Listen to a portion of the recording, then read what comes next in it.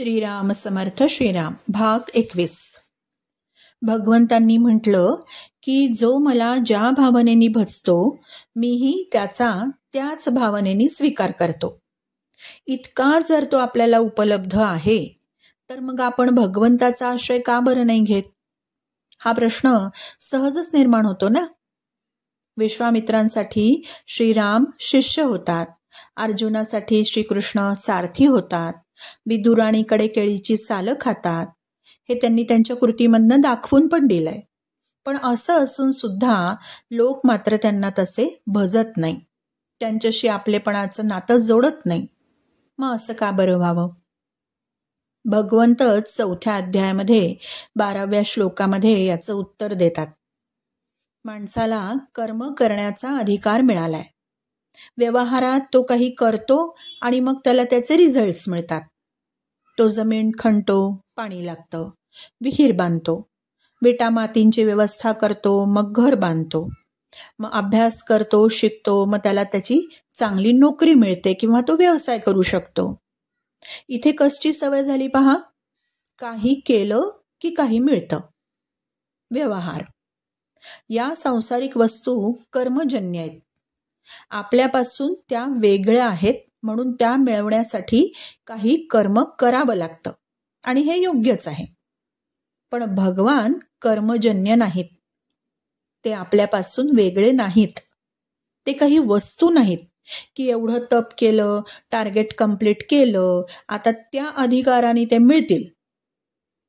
संसारातील वस्तूंच्या प्राप्तीचा नियम भगवंताला लागू नाही, कारण ते नित्य प्राप्तच आहेत.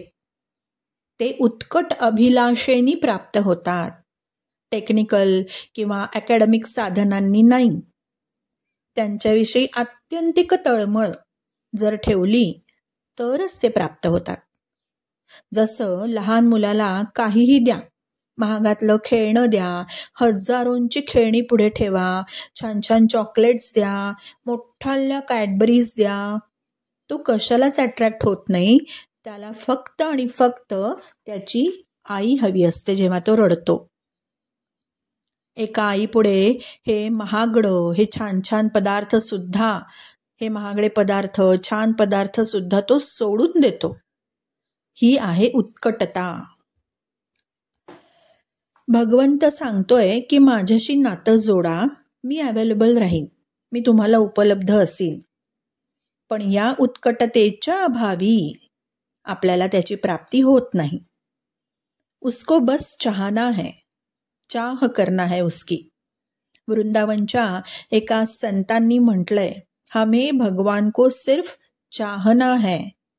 खूप उत्कटतेने त्याला फक्त तो हवा आहे असं आपण आपल्या मनाशी कन्विन्स्ड पाहिजे.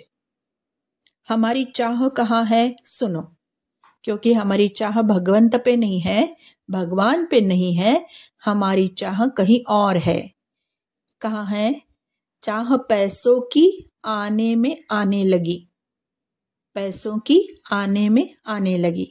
चाह आनों से रुपया बनाने लगी, चाह रुपयों से नोटे दिखानी चली, चाह नोटों से मोटर को लाती चली, चाह मोटर को होटल ले जाती चली, चाह होटल में बोतल खुलाती चली, चाह विषयों की नई नवेली रही, चाह संतों के चरणों की चेली रही, चाह जग से लगी जी जर्रा हो गया, चाह हरि से लगी जी हरा हो गया. श्रीराम समर्थ श्रीराम.